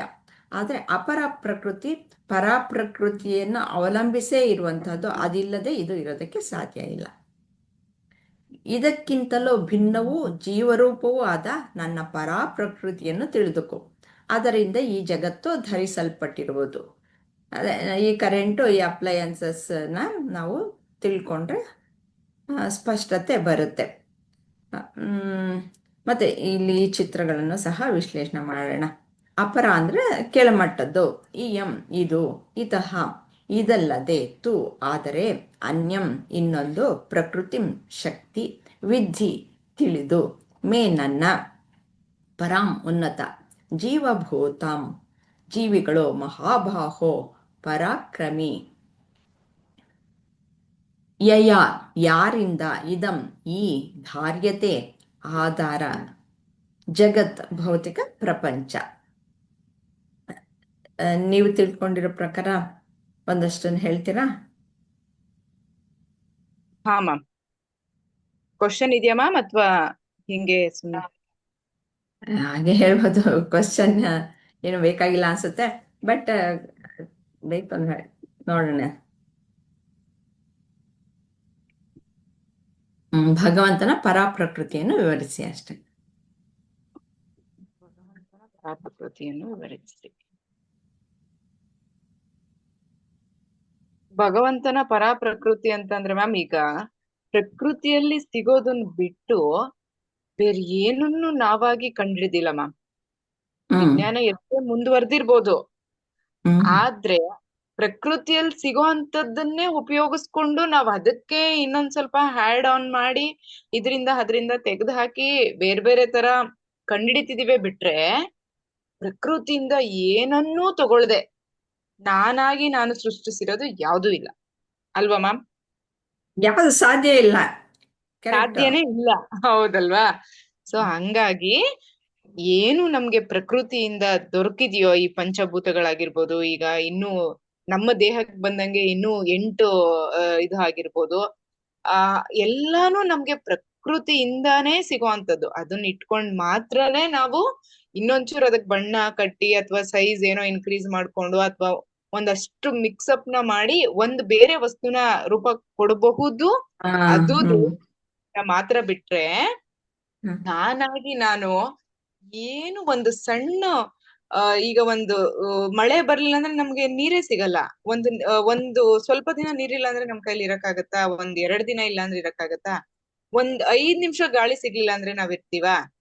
ಇಲ್ಲ. ಇದನ್ನೆಲ್ಲ ನಾವ್ ಯಾವ್ದನ್ನು ನಾವಾಗಿ ನಾವ್ ಮಾಡೋಂಥದ್ದೆಲ್ಲ ಎಲ್ಲ ಪ್ರಕೃತಿ ದತ್ತವಾಗಿ ದೇವರ ಸ್ವರೂಪದಲ್ಲಿ ನಮಗ್ ಸಿಕ್ಕಿದೆ. ಅದಷ್ಟೇ ನಮ್ಗೆ ಅದನ್ನ ಹೊರತುಪಡಿಸಿ ನಾವೇನು ಮಾಡಕ್ಕಾಗಲ್ಲ. ಈಗ ಮಡಿಕೆ ಮಣ್ಣಿಂದ ಮಾಡಲ್ಪಟ್ಟಿರುತ್ತೆ, ಸಾಗರ ನೀರು ಅವೆಲ್ಲ, ನೀರು ಭೂಮಿ ಆಕಾಶ ಇದೆಲ್ಲ ನಮ್ಗೆ ಪಂಚಭೂತಗಳು, ಪ್ರಕೃತಿಯಲ್ಲಿ ಇರುವಂತವೆ, ಅವು ದೇವರ ಸ್ವರೂಪ. ಆದ್ರೆ ಆಭರಣ ಅನ್ನೋದು ಅದು ಕೂಡ ಒಂದು ಆ ಲೋಹದ ರೂಪದಲ್ಲಿ ಸಿಗತ್ತೆ ನಮ್ಗೆ. ಅದನ್ನ ನಾವು ಅದಕ್ಕೊಂದು ಹೊಳಪು ಡಿಸೈನು ತುಂಬಿ ಮಾಡ್ತೀವಿ ಅಷ್ಟೇ ಬಿಟ್ರೆ ನಮ್ಮಿಂದ ಆಗೋವಂಥದ್ದು ಇಲ್ಲಿ ಏನೂ ಇಲ್ಲ. ಕರೆಕ್ಟ್. ಅಂದ್ರೆ ಇವಾಗ ಅಲ್ವಾ? ಹೇಗೆ ಅಂದ್ರೆ ಮೂಲ ಅನ್ನೋದು ಒಂದೇ ಅಂತ ಅಂದ್ಬಿಟ್ಟು ನಿಮ್ಮ ಮಾತಿಂದಾನೇ ಸ್ಪಷ್ಟತೆ ಬಂದ್ಬಿಡ್ತು ಅಲ್ವಾ? ಹೌದು ಮ್ಯಾಮ್. ಒಂದೇ ಮೂಲದಿಂದ ಎಲ್ಲ ಬಂದಿದೆ ಇಲ್ಲಿ. ಎಲ್ಲಾನು ಬಂದಿದೆ. ಅದನ್ನು ಹೌದು ಮ್ಯಾಮ್. ಹೊರತುಪಡಿಸಿ ನಾವು ಹೊರಗಡೆಯಿಂದ ಯಾವ್ದನ್ನು ತೆಗೆದುಕೊಂಬರಕ್ಕಾಗಲ್ಲ. ಯಾಕೆಂದ್ರೆ ಎಲ್ಲವೂ ಆವರಿಸಿರುವಂತಹದ್ದು ಆ ಪರಮಾತ್ಮ ಮಾತ್ರ, ಆ ಪರತತ್ವ ಮಾತ್ರವೇ ಎಲ್ಲ ಕಡೆಯೂ ವ್ಯಾಪಕವಾಗಿರಬೇಕಾದ್ರೆ, ಎಲ್ಲದರಲ್ಲೂ ಇರುವಂತದ್ದಾದ್ರೆ ಇನ್ನು ಬೇರೆ ಹೌದು ಮ್ಯಾಮ್. ಎಲ್ಲಿಂದ ಏನಂತ ತಗೊಂಬರೋದಕ್ಕೆ ಸಾಧ್ಯ? ಹೀಗೆ ನಾವು ಇವಾಗ ಇಷ್ಟೊತ್ತು ಹೇಳಿದ ಭೌತಿಕ ಪ್ರಪಂಚದಲ್ಲಿ ಮ್, ಆ ಅದರಿಂದ ಆ ವಸ್ತುಗಳಿಂದ ಹೊರತುಪಡಿಸಿ ಬೇರೆ ಎಲ್ಲೂ ತಗೊಂಬರೋದಕ್ಕೆ ಸಾಧ್ಯ ಇಲ್ಲ ಅಂತ ಹೇಳಿದ್ರಿ. ಕರೆಕ್ಟ್. ಸಾಧ್ಯನೇ ಇಲ್ಲ ಮ್ಯಾಮ್. ಹೌದು, ಸಾಧ್ಯನೇ ಇಲ್ಲ. ಹಾಗೆ ನಾವು ಅದೇ ಮಾತಿಗೆ ಹೇಳ್ಕೋಬಹುದು, ಎಲ್ಲ ನಾನ್ ಮಾಡ್ದೆ, ನನ್ನ ಹತ್ರ ಅಷ್ಟು ಗೋಲ್ಡ್ ಇತ್ತು, ನನ್ನ ಹತ್ರ ಆ ಡಿಸೈನ್ ಇತ್ತು, ಈ ಡಿಸೈನ್ ಇತ್ತು, ಆ ಪಾಟ್ ಗಳೆಲ್ಲ ತುಂಬಾ ಡಿಸೈನ್ಸ್ ನಾನು ಅಲ್ಲಿಂದ ತಗೊಂಬಂದೆ, ಇಲ್ಲಿಂದ ತಗೊಂಬಂದೆ ಅಂತ ಹೇಳ್ಕೋಬಹುದಷ್ಟೇ ನಾವು. ಆದ್ರೆ ಒಂದೇ ಒಂದು ಹೇಳಿಲ್ವಾ, ಒಂದು ಸಣ್ಣ ಇದು ಕೂಡ ನಮ್ ನಾವಾಗಿ ನಾವು ಮಾಡ್ಲಿಕ್ಕೆ ಸಾಧ್ಯನೇ ಇಲ್ಲ, ಕಂಡಿಡಿಲಿಕ್ಕೂ ಸಾಧ್ಯ ಇಲ್ಲ ಮ್ಯಾಮ್. ಎಲ್ಲಾ ಕಡೆ ಹೇಳ್ದಂಗೆ ಇಡೀ ಜಗತ್ತನ್ನೇ ಆವರಿಸಿರೋದು ಪರಮಾತ್ಮ ಮಾತ್ರನೇ. ಎಲ್ಲಾ ವಸ್ತುವಲ್ಲೂ, ಪ್ರತಿಯೊಬ್ಬ ಜೀವರಾಶಿಯಲ್ಲೂ, ನಾವು ಸೇವಿಸ್ತಿರೋ ಗಾಳಿ, ನೀರು, ಬೆಳಕು, ಆಕಾಶ, ಭೂಮಿ, ಪ್ರತಿ ಒಂದು ಕಣ ಕಣದಲ್ಲೂ ಇರೋದು ಪರಮಾತ್ಮ ಮಾತ್ರ ಮ್ಯಾಮ್. ತುಂಬಾ ಚೆನ್ನಾಗಿ ಹೇಳಿದ್ದಾರೆ. ಹೇಗೆ ಅಂತಂದ್ರೆ, ಆದ್ರೆ ನಾವು ಇಲ್ಲಿ ಏನು ಹೊರಗಡೆ ಕಾಣಿಸ್ತಾ ಇದೆಯೋ, ಇವಾಗ ನಾನು ಕಾಣಿಸ್ತಾ ಇದ್ದೀನಿ, ನೀವು ಇದ್ದೀರಾ, ಮತ್ತೆ ಹೌದು. ಪ್ರಪಂಚ ಅನ್ನೋದು ಕಾಣಿಸ್ತಾ ಇದೆ. ಅದೆಲ್ಲ ಬೇರೆ ಬೇರೆಯಾಗಿ ಕಾಣಿಸ್ತಾ ಇದ್ರು ಅದರಲ್ಲಿ ಇರುವಂತಹ ತತ್ವ ಮಾತ್ರ ಒಂದೇ ಒಂದೇ. ಹೌದು ಮ್ಯಾಮ್. ಅನ್ನೋದನ್ನ ನಾವು ತಿಳ್ಕೊಳ್ಬೇಕಾಗಿರೋದು. ಅದು ನೀವಾಗ್ಲೇ ಎಕ್ಸಾಂಪಲ್ ಕೊಟ್ಟಂಗೆ ಮ್ಯಾಮ್. ಹಾ, ಈಗ ಮಿಕ್ಸಿಯಲ್ಲೂ ಕರೆಂಟ್ ಇರುತ್ತೆ, ಫ್ರಿಜ್ ಅಲ್ಲೂ ಇರುತ್ತೆ, ವಾಷಿಂಗ್ ಮಿಷಿನ್ ಅಲ್ಲೂ ಇರುತ್ತೆ, ಬಟ್ ಕೆಲಸ ಮಾತ್ರ ಬೇರೆ. ವಾಷಿಂಗ್ ಮಿಷಿನ್ ಬಟ್ಟೆ ವಾಶ್ ಮಾಡುತ್ತೆ, ಫ್ರಿಜ್ಜು ಥಿಂಗ್ಸ್ ಗಳನ್ನ ಕೂಲಾಗಿಡುತ್ತೆ, ಮಿಕ್ಸಿ ರುಬ್ಬತ್ತೆ, ಕಾರ್ಯ ಮಾತ್ರ ಬೇರೆ. ಆದ್ರೆ ಅದ್ರಲ್ಲಿ ಎಲ್ಲದಕ್ಕೂ ಅದು ರನ್ ಆಗ್ಬೇಕು, ಅದು ವಿಭಿನ್ನವಾಗಿ ಕೆಲಸ ಮಾಡ್ಬೇಕು ಅಂತ ಅಂದ್ರೆ ಅದಕ್ಕೆ ಕರೆಂಟೇ ಬೇಕು. ಬೇಕಲ್ವಾ? ಅಲ್ವಾ ಮ್ಯಾಮ್? ಅಂದ್ರೆ ಸೊ ಇದರಲ್ಲಿ ಇದು ಒಂದು ಇನ್ಸ್ಟ್ರೂಮೆಂಟು ಅದೇ, ಮತ್ತೆ ಅದರಲ್ಲಿ ಇರುವಂತ ಕರೆಂಟುನು ಅದೇ ಹೌದು ಮ್ಯಾಮ್. ಪ್ರಪಂಚದಲ್ಲಿ. ಹೌದು ಮ್ಯಾಮ್. ಗೊತ್ತಾಯ್ತಲ್ಲ? ಹಾ ಅಂದ್ರೆ ಮ್ಯಾಮ್. ಆ, ಕಾರ್ಯನೂ ಅದೇ, ಕಾರಣನೂ ಅದೇ. ಅದಕ್ಕೋಸ್ಕರ ಹೌದು. ಅಲ್ಲಿ ಉತ್ಪನ್ನವಾಗಿರುವಂತಹ ಏನು ವಸ್ತು ಅನ್ನೋದು ಇದೆ ಅಲ್ಲ, ಅದು ಮಿಥ್ಯ ಅಂತಂದ್ಬಿಟ್ಟು ಹೇಳ್ತೀವಿ. ಅಂದ್ರೆ ಹೊರನೋಟಕ್ಕೆ ಸುಮ್ಮನೆ ಹಾಗೆ ಕಾಣಿಸ್ತಾ ಇದೆ, ಅದರಲ್ಲಿ ಇರುವುದೆಲ್ಲನೂ ಸತ್ಯ ಅಂತಂದ್ಬಿಟ್ಟು. ಈಗ ಈ ಚಿನ್ ಇದು ಬಳೆಗಳು, ಬೇಕಾದಷ್ಟು ಒಡವೆಗಳು, ಸರ, ಜುಮ್ಕಿ ಎಲ್ಲ ಬೇಕಾದಷ್ಟು ಎಲ್ಲ ಇದೆ, ಒಡವೆಗಳಿದೆ. ನಾವು ಏನು ಹೇಳ್ತೀವಿ, ಇದನ್ನ ಬಳೆ ಅಂತೀವಿ. ಆ, ಇನ್ನು ಎಲ್ಲ ಚೈನ್ ಇದ್ರೆ, ಅಥವಾ ಇದು ಏನೋ ಲಕ್ಕೋ ಏನೋ ಒಡವೆ, ಬೇರೆ ಬೇರೆ ಇದೆ ಅಲ್ವಾ ಒಡವೆಗಳು. ಓಕೆ, ಹೌದು ಮ್ಯಾಮ್. ಎಲ್ಲದಕ್ಕೂ ನೆಕ್ಲೆಸ್ ಅಂತೀವಿ, ಸರಗಳು ಅಂತೀವಿ, ಓಲೆ ಅಂತೀವಿ, ಉಂಗುರ, ಬಳೆ, ಹೀಗೆ ವಿವಿಧ ಆ, ಎಲ್ಲ ಹೆಸರುಗಳನ್ನು ಕೊಡ್ತೀವಿ. ಯಾವುದು ವಿವಿಧ ಆಕಾರವೂ ಇರುತ್ತೆ. ಆದರೆ ಅದು ಎಲ್ಲವೂ ಮಾಡಿರೋದು ಏನು, ಯಾವುದರಿಂದ? ಅದು ಚಿನ್ನದಿಂದಲೇ ಮಾಡಿರೋದು ಅಲ್ವಾ? ಹಾಗೆ ಈ ಹೌದು ಮ್ಯಾಮ್. ಪ್ರಕೃತಿಯಲ್ಲಿ ಭಿನ್ನತೆ ಕಾಣಿಸಿದ್ರು ಸಹ ನಮಗೆ ಅದು ಆಗಿರುವಂತಹದ್ದು ಒಂದೇ, ಒಂದರಿಂದನೇ ಆಗಿರುವಂತಹದ್ದು. ಈ ಈ ಪರ ಪ್ರಕೃತಿ ಆ, ಅನ್ನೋದು ಏನಿದೆ, ಅದು ಬದಲಾವಣೆ ಆಗದೆ ಇರುವಂತಹ ತತ್ವ. ಅಂದ್ರೆ ಈ ಚಿನ್ನ ಏನಿದೆ, ಅದನ್ನು ನೀವು ಬಳೆನ ಕರಗಿಸಿ ಆ, ಬೇರೆ ಉಂಗುರ ಮಾಡಿಸ್ಬೋದು, ಚೈನ್ ಮಾಡಿಸ್ಬೋದು, ಏನೇ ಮಾಡ್ಬೋದು. ಆದ್ರೆ ಬಂಗಾರ ಹಾಗೆ ಇರುತ್ತೆ ಅಲ್ವಾ, ಅದು ಹೌದು ಮ್ಯಾಮ್. ಬದಲಾವಣೆ ಆಗಲ್ಲ. ಆದ್ರೆ ಇದು ಬಳೆ ಹೋಗಿ ಚೈನ್ ಆಯ್ತು, ನೆಕ್ಲೆಸ್ ಆಯ್ತು, ಲೋಲಕ್ ಆಯ್ತು, ಬೇರೆ ಏನೋ ಆಯ್ತು. ಹಾಗೆ ಈ ಪ್ರಪಂಚದಲ್ಲಿ ಬದಲಾವಣೆ ಆಗುವಂತಹದ್ದು ಒಂದು ತತ್ವ ಆದ್ರೆ, ನಮ್ಗೇನು ಕಾಣಿಸುವಂತಹದ್ದಾದ್ರೆ, ಅದರಲ್ಲಿ ಇರುವಂತಹದ್ದು ಕಾಣದೇ ಇರುವಂತಹ ತತ್ವ ಆತ್ಮ ಒಂದೇ ಅಂತ ನಾವು ಆ, ಈ ಶ್ಲೋಕದಿಂದ ತಿಳ್ಕೊಳ್ಬೇಕಾಗಿರುವಂತಹದ್ದು. ಅದೇ ರೀತಿಯಲ್ಲಿ ಈ ಆ, ಮಡಕೆ, ಮಡಕೆಗಳು ವಿವಿಧ ಆಕಾರವಾಗಿ ಇದೆ ಎಲ್ಲ. ಮಡಕೆ, ಕುಡಿಕೆ, ಹೂಜಿ, ಇವಾಗಂತೂ ನಾನಾ ವಿಧವಾಗಿ ಬಂದಿದೆ, ತುಂಬ ಚೆನ್ನಾಗಿ ಇರುವಂತಹವೆಲ್ಲ ಬಂದಿವೆ. ಅವನ್ನ ಈಗ ಮತ್ತೆ ಮತ್ತೆ ನಾವು ಮನೆಗಳಲ್ಲಿ ಇಂಟ್ರೊಡ್ಯೂಸ್ ಮಾಡ್ಕೊಂಬಿಟ್ಟಿದ್ದೀವಿ. ಹೌದು ಮ್ಯಾಮ್. ಆ ಇವೆಲ್ಲವೂ ಸಹ ಆಗಿರುವಂತಹದ್ದು ಮಣ್ಣಿನಿಂದಲೇ. ನಾವು ಮಣ್ಣು ಕೊಡಿ, ಮಣ್ಣು ಕೊಡಿ ಅಂತೀವ? ಇಲ್ಲ, ಮಡಕೆ ಕೊಡಿ ಅಂತೀವಿ. ಬೇರೆ ಬೇರೆ ಏನೇನೋ ಅದರಲ್ಲಿ ತೇವ ಸಹ ಬಂದಿದೆ, ಕೊಡಿ ಅಂತೀವಿ. ಅದನ್ನ ಆ ರೀತಿಯಲ್ಲೇ ಕರಿತೀವಿ ಹೊರತು ಮಣ್ಣು ಕೊಡಿ ಅಂತಂದ್ಬಿಟ್ಟು ಕೇಳಲ್ಲ. ಅದು ಆಗಿರೋದು ಮಾತ್ರ ಮಣ್ಣಿನಿಂದಲೇ. ಅದು ಏನು ಅಂದರೆ ಈ ಮರೆಸ್ಬಿಟ್ಟದುತ್ತೆ. ನಾ ಹೇಳದ್ನಲ್ಲ, ಹೌದು ಮ್ಯಾಮ್. ಮಾಯೆ ಅನ್ನೋದು ನಿಜ ಸ್ವರೂಪವನ್ನು ಮರೆಸ್ಬಿಡುತ್ತೆ. ಈ ರೂಪವನ್ನು ತೋರಿಸುತ್ತೆ, ತೋರಿಸ್ಬಿಟ್ಟು ಅದರ ನಿಜ ಸ್ವರೂಪವನ್ನು ಮರೆಸ್ಬಿಡುತ್ತೆ. ಅದೇ ರೀತಿಯಲ್ಲಿ ಇಲ್ಲಿ ಸಮುದ್ರದಲ್ಲಿ ನೀರು, ನೀರು ಅಲೆಯಾಗಿ, ನೊರೆಯಾಗಿ, ಗುಳ್ಳೆಯಾಗಿ ಕಾಣಿಸ್ಕೊಳ್ಳುತ್ತೆ. ಅದು ಎಲ್ಲ ಬೇರೆ ಬೇರೆ ಅಲ್ವಾ? ನೊರೆ, ಅಲೆ, ಗುಳ್ಳೆ ಎಲ್ಲ ಬೇರೆ. ಅದನ್ನ ನಾವು ಆ, ಎಲ್ಲ ಯಂತ್ರಲ್ಲಾಗಿದೆ, ಅದು ನೀರಿನಿಂದಲೇ ಆಗಿರುವಂತಹದ್ದು. ಆದರೆ ನೀರು ಅಲೆನೂ ಅಲ್ಲ, ಬರೀ ನೀರು ಅಲೆನೂ ಅಲ್ಲ, ನೊರೆನೂ ಅಲ್ಲ, ಗುಳ್ಳೆನೂ ಅಲ್ಲ. ಕರೆಕ್ಟ್ ಅಲ್ವಾ? ಹೌದು ಮ್ಯಾಮ್. ಆದರೆ ಈ ಅಲೆ, ನೊರೆ, ಗುಳ್ಳೆ ಎಲ್ಲವೂ ನೀರೇನೆ. ಹೌದು ಮ್ಯಾಮ್. ಹಾಗೆ ಈ ದೇಹ, ಮನಸ್ಸು, ನೀರಿಂದಲೇ ಬುದ್ಧಿ ಆಕಾರ ಎಲ್ಲ ತೆಗೆದುಕೊಂಡಿರುವಂತದ್ದು ಮ್ಯಾಮ್. ಆ ಅದು ನೀರಿಂದನೇ ಆಕಾರ ತೆಗೆದುಕೊಂಡಿದೆ ಅಷ್ಟೇ, ತಾತ್ಕಾಲಿಕವಾಗಿ. ತೆಗೆದುಕೊಂಡಿದೆಯಾ? ಹ್ಮ್, ಆದ್ರೆ ಅದೇನೇ ಆದ್ಮೇಲೆ ಮತ್ತೆ ಅದು ನೀರೇ ಅಷ್ಟೇ. ನೀರೇನೆ. ಹೌದು ಮ್ಯಾಮ್. ಈ ದೇಹ, ಮನಸ್ಸು, ಬುದ್ಧಿ ಎಲ್ಲವೂ ಸಹ ಏನು, ಆತ್ಮವೇ. ಆದರೆ ಆತ್ಮ ಈ ದೇಹ, ಮನಸ್ಸು, ಬುದ್ಧಿ ಅಲ್ಲ ಅಂತ ತಿಳ್ಕೊಳ್ಬೇಕು. ಇದರಿಂದ ತುಂಬ ಸ್ಪಷ್ಟತೆ ಸಿಗುತ್ತೆ. ಅರ್ಥ ಆಯ್ತಾ? ಈ ದೇಹ, ಹಾ ಮನಸ್ಸು, ಮ್ಯಾಮ್. ಬುದ್ಧಿ ಅನ್ನೋದು ಎಲ್ಲವೂ ಆತ್ಮವೇ. ಆದರೆ ಆತ್ಮ ಈ ದೇಹ, ಮನಸ್ಸು, ಬುದ್ಧಿ ಅಲ್ಲ. ಯಾಕೆಂದ್ರೆ ಇವೆಲ್ಲ ಯಂತ್ರಗಳಾಗಿ ನಮ್ಮ ಮಾಡಿರುವಂತಹದ್ದು. ಯಾರು? ಈಶ್ವರನೇ ಮಾಡಿರುವಂತಹದ್ದು, ನಾನು ನೀವು ಅಲ್ಲ ಮಾಡಿರೋದು. ಹೌದು ಮ್ಯಾಮ್. ಆ, ಆದ್ರೆ ಅವೆಲ್ಲ ಮಾಡಿರೋದು ಎಲ್ಲಿಂದ ಏನ್ ತಗೊಂಬಂದ್ರು? ಆ ಈಶ್ವರನ ಒಂದು ತತ್ವದಿಂದಲೇ ಬಂದಿರುವಂತಹದ್ದು. ಹೌದು ಮ್ಯಾಮ್. ಆ ರೀತಿಯಲ್ಲಿ ನಾವು ಅರ್ಥ ಮಾಡ್ಕೊಳ್ಬೇಕು. ಎಲ್ಲವೂ ಇರುವಂತಹದ್ದು ಒಂದು ಮೂಲ ವಸ್ತು ಒಂದೇ, ಆ ಪರಬ್ರಹ್ಮ ವಸ್ತುವೆ. ಅದೇ ಈ ರೀತಿಯಲ್ಲಿ ಕಾಣಿಸ್ಕೊಳ್ತಾ ಇರೋದು. ಅದು ಎಲ್ಲಿಂದ ಕಾಣಿಸ್ಕೊಳ್ತಾ ಇದೆ? ನಿಮ್ಮ ಒಳಗಡೆಯಿಂದನೇ ತಾನೇ ಕಾಣಿಸ್ಕೊಳ್ತಾ ಇರೋದು. ಎಲ್ಲ ಹೊರಗಡೆಯಿಂದ ಈ ಪ್ರಪಂಚ ಕಾಣಿಸ್ತಾ ಇಲ್ಲ. ನನ್ನ ಒಳಗಡೆಯಿಂದ ಈ ಪ್ರಪಂಚವನ್ನ ನಾನು ನೋಡ್ತಾ ಇರೋದು.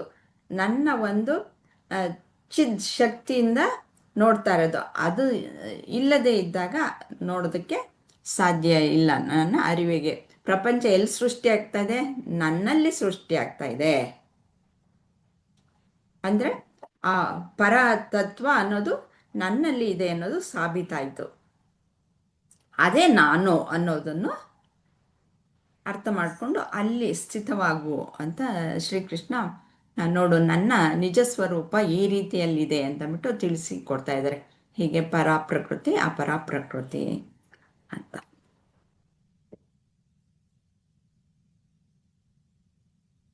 ನಿಲ್ಸಣ್ವಾ? ಹಾ ಮ್ಯಾಮ್, ಚೆನ್ನಾಗ್ ಅರ್ಥ ಆಯ್ತು ಮ್ಯಾಮ್. ಒಂಥರ ಇವತ್ತಿಂದು ತುಂಬಾ ಆ ಸಂಬಂಧಪಟ್ಟಿತ್ತು, ಅಂದ್ರೆ ನಮಗ್ ತಿಳ್ಕೊಳಕ್ ತುಂಬಾ ಇತ್ತು. ನನಗೆ ತುಂಬಾ ಇಷ್ಟ ಇರುವಂತ ಶ್ಲೋಕಗಳು ಹೌದು ಇವೆರಡು. ಮ್ಯಾಮ್, ನಂಗೂ ಇಷ್ಟ ಆಯ್ತು. ಹೌದು ಮ್ಯಾಮ್.